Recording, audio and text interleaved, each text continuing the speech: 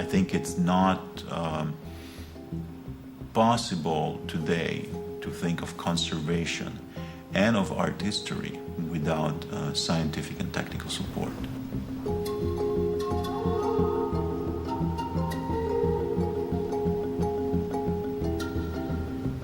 These are all activities that take part behind the scenes. They're not immediately visible, but they are part of the object as you see it in the display. The way cases are designed, the way objects are installed, it's strictly informed by preservation concerns. We use every technique imaginable, from X-rays, from infrared reflectographies, from close-up investigations with a microscope. We have probes that allow us to take the instrument to the object, not a part of the object into the instrument. The Department of Scientific Research fits squarely in the mission of the museum to study and preserve these works of art.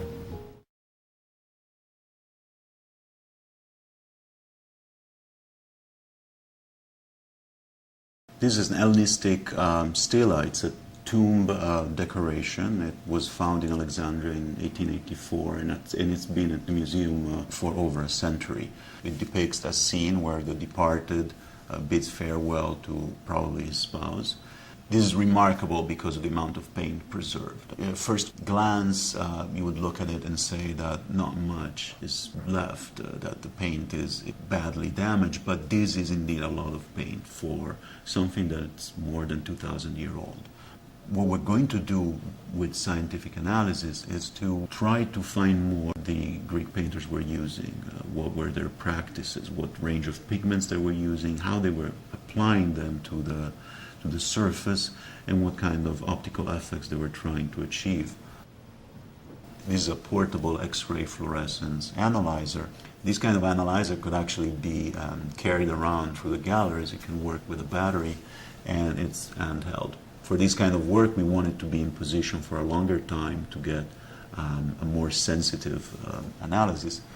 The object was probably completely decorated. This architectural setting preserves traces of color. You see some red, yellow, blue, and a dark band here, plus an inscription. So it would have been brightly colored. Now with this instrument, we're going to analyze the painted surface in a completely non-destructive way. So the instrument doesn't actually touch the surface. It makes a very weak beam of X-ray, so it's completely safe. And it has a solid-state detector that captures X-rays that are bounced off the surface. And these X-rays carry a signature which is typical of the elements present. Most pigments, up until the 1860s, when the synthetic material became available, have always been obtained from minerals or some inorganic compounds. Materials containing copper, iron, mercury, arsenic. They give bright colors, and they're very convenient to use as paints. A certain number of colors were also available in antiquity, came from plants or insects. They were organic colors, so if you imagine the range of colors you find in plants and flowers. So when we looked at this purple pigment, we immediately asked ourselves whether it would be a mineral pigment or plant-based pigment. And now the X-ray analyzer will tell us whether this is the case. We started and we obtained a readout on the screen of the computer immediately. What are we seeing here in the analysis? We're getting lots of calcium and strontium from the stone. A lot of lead, presumably the lead-white ground, and then a distinct peak for iron.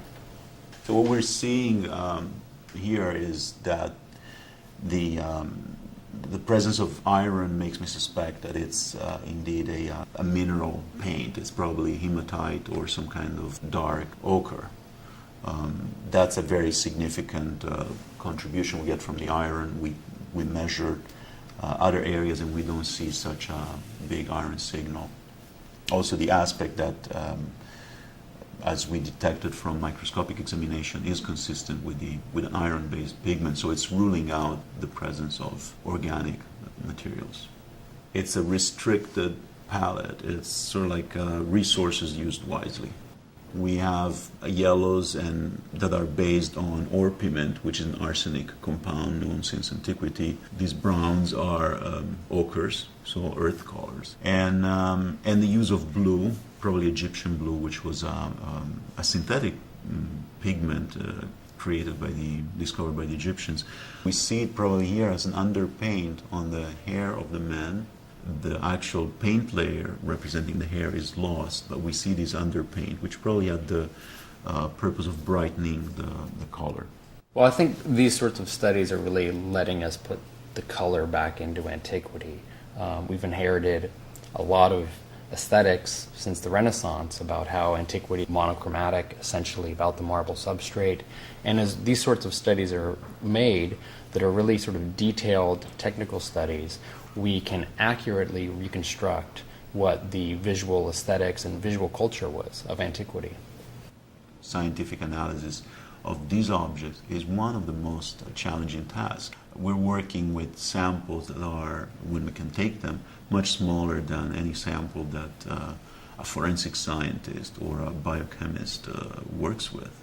We have the responsibility of preserving these objects.